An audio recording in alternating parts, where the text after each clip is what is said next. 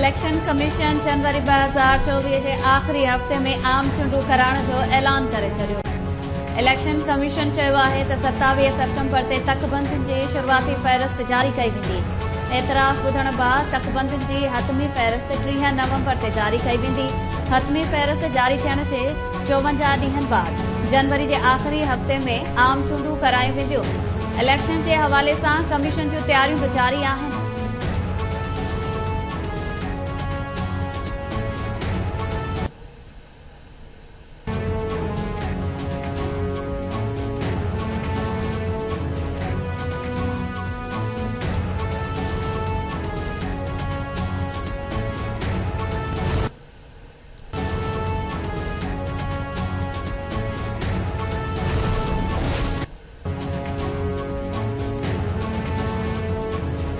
निगरान हुकूमत election commission के चूंडुनि लाइ समूरा वसीला फराहम करण जो ऐलान करे छडियो।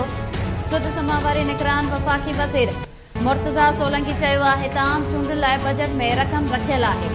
असांजो कम ई चूंडुनि में इलेक्शन कमीशन खे मदद ऐं वसीला फराहम करण आहे।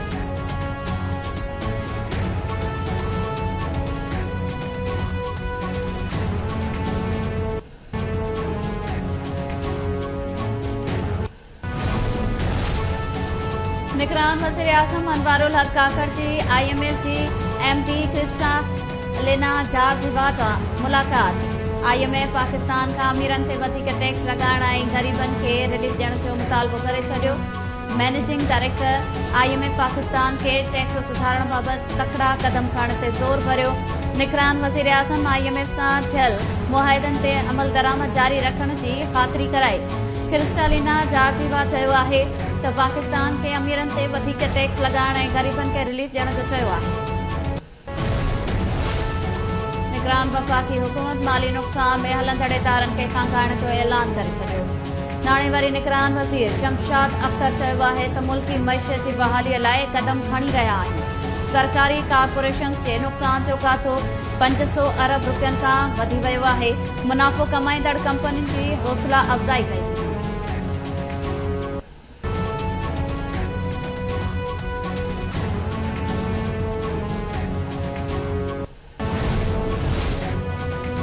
पाकिस्तान में दहशतगर्दीअ लाइ पाड़ेसरी मुल्कनि जी सरज़मीन इस्तेमाल थी रही आहे।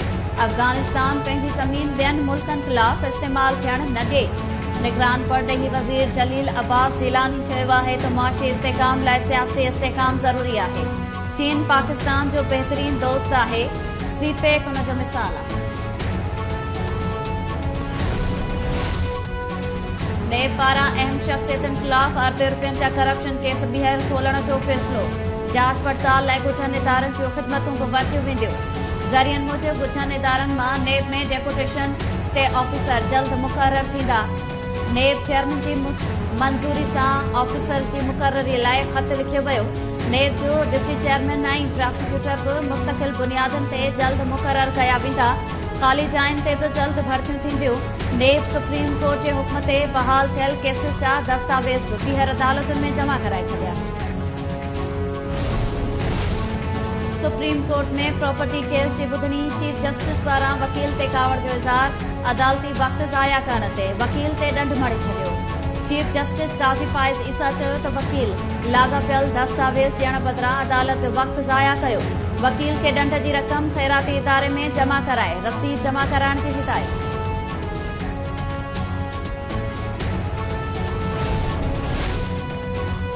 पुलिस शेख रशीद खां लाल हवेली ख़ाली कराए सील करे छॾी।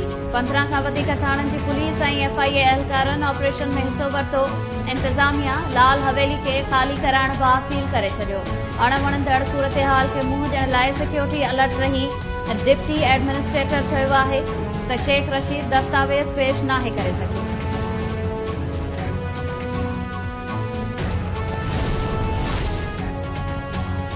अॼु जी मुआशी सूरतहाल सबब अवाम परेशान आहे। समूरनि मसइलनि ऐं परेशानियुनि जो हल पीपल्स पार्टी वटि आहे। कराची में ॻाल्हाईंदे अॻूणे सूबाई वज़ीर शर्जील इनाम चयो आहे त PTI चेयरमैन IMF मुआहिदे जी भञकड़ी कई, जंहिं सबब महांगाई वधी। मुल्क खे मसइलनि मां कढण लाइ टारगेटेड सब्सिडी ॾांहुं वञणो पवंदो। सिंध हुकूमत 21 लख माण्हुनि खे घर ठाराए ॾेई रही आहे, पर फंड्स रोकिया विया आहिनि। पीपल्स पार्टी खिलाफ भले प्रोपेगंडा कई वञे पर ईंदड़ चूंडनि में वॾो सरप्राइज़ ॾींदासीं।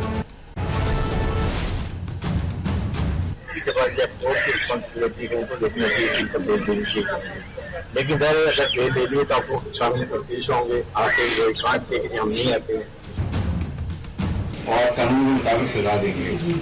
और फिलहाल सर ने भी बेल ले ली है, लेकिन आप उस पर तफ्तीश हम करेंगे और हर लिहाज से इंसाफ किया जाएगा।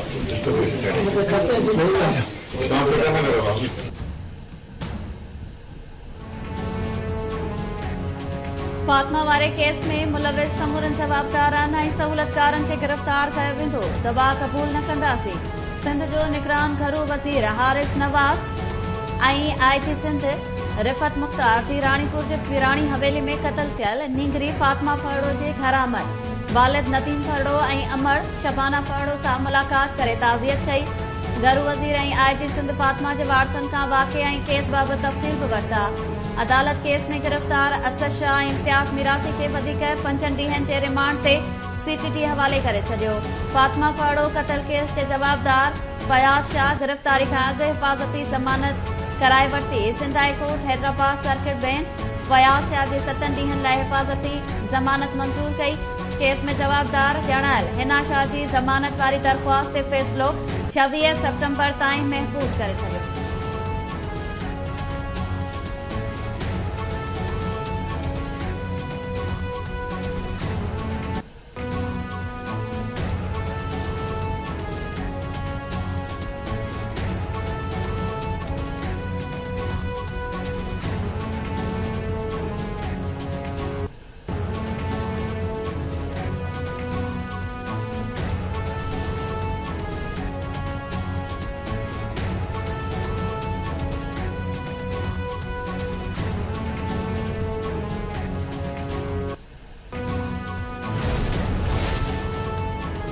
KTN न्यूज़ आईं काविश सखर जे ब्यूरो चीफ शहीद जान मोहम्मद महर जा कातिल गिरफ़्तार न थिया।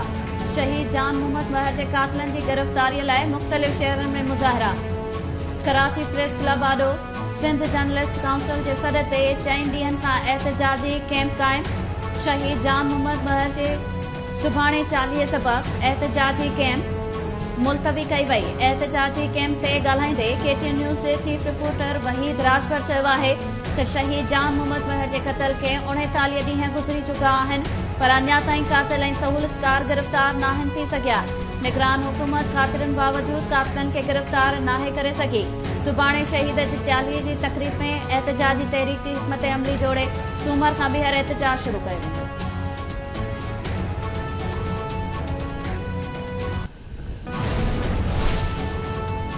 शहीद जान मोहम्मद महर जे कातिलनि जी गिरफ़्तारीअ लाइ हैदराबाद यूनियन ऑफ जर्नलिस्ट जे सॾ ते हैदराबाद ऐं ठटे में सहाफ़िन कारो ॾींहं ऐं एहतजाजी मुज़ाहिरा कया।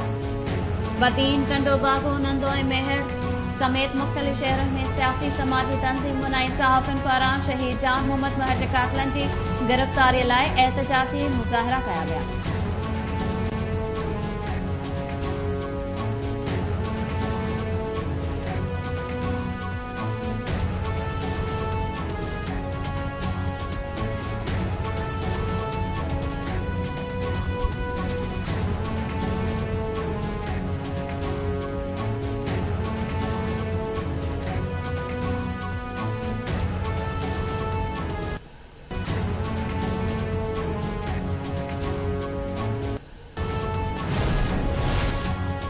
घोटकी में जुनूनी जवाबदार हथां मिल्कियत जी तकरार तां 5 घर भाती क़त्ल थियल माउ ऐं धीउ समेत 5 ॼणनि जी जनाज़े नमाज़ बाद तदफ़ीन। पंहिंजी अमड़ भेण ऐं 3 भाणेजियुनि खे क़त्ल कंदड़ जवाबदार इमरान तगड़ खे पुलिस गिरफ़्तार करे वरितो। केस दाख़िल न थियो। पुलिस जो चवणु आहे त मामले जी वधीक जाच कई पई वञे।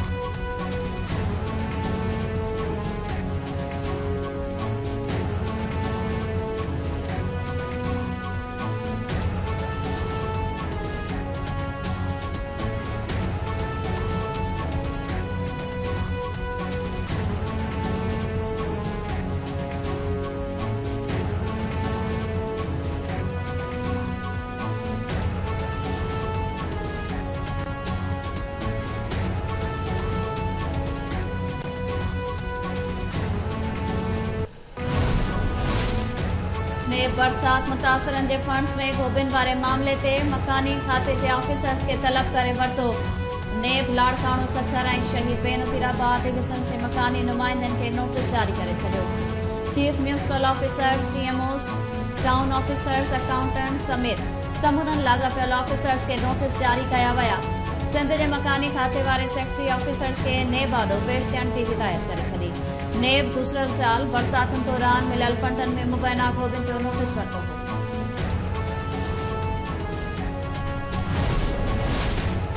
जामशोरो में नाफरमान पुट जो बुधड़ी मां ते तशद्दुद, तज़लील करे घर मां कढी छॾियो। जवाबदार नाफरमान पुट ज़ुल्फ़कार सहतो बुधड़ी अमड़ मसमात साइण सहतो ते तशद्दुद करे तज़लील करण बाद घर मां कढी छॾियो। तशद्दुद जो निशानो बणियल पीरसन दाहिंदे चयो त पुट नशे जो आदी आहे। मंशियात ख़रीद करण लाइ पैसा न ॾियण तां तशद्दुद करे घरां कढी छॾियो आहे। मवाली पुट ज़ुल्फ़कार सहतो ख़िलाफ़ कार्रवाई कई।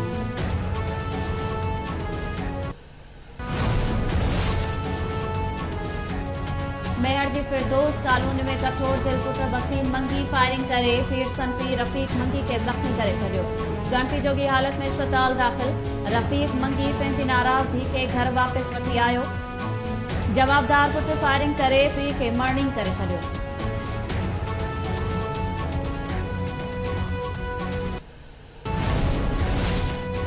सऊदी वली अहद मोहम्मद बिन सलमान इसराइल सां लाॻापन जे वेझो पहुचण जी तस्दीक करे छॾी। अमेरिकी TV चैनल खे ॾिनल इंटरव्यू में सऊदी वली अहद मोहम्मद बिन सलमान चयो आहे त ईरान एटमी हथियार हासिल कया त असां कंदासीं। इसराइल सां लाॻापन खे मामूल ते आणण लाइ लगातार वेझो अची रहिया आहियूं।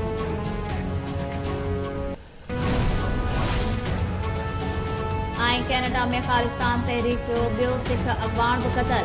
मीडिया रिपोर्ट मूजिब सुखदिल सिंह खे कैनेडा जे शहर वेनी में क़तल कयो वियो। खालिस्तान तहरीक जो सुखदिल सिंह जो नालो भारत जे इंतिहाई घुरियल माण्हुनि जी फ़हरिस्त में शामिल हो। कैनेडा जे अख़्तियारनि क़तल जी जांच शुरू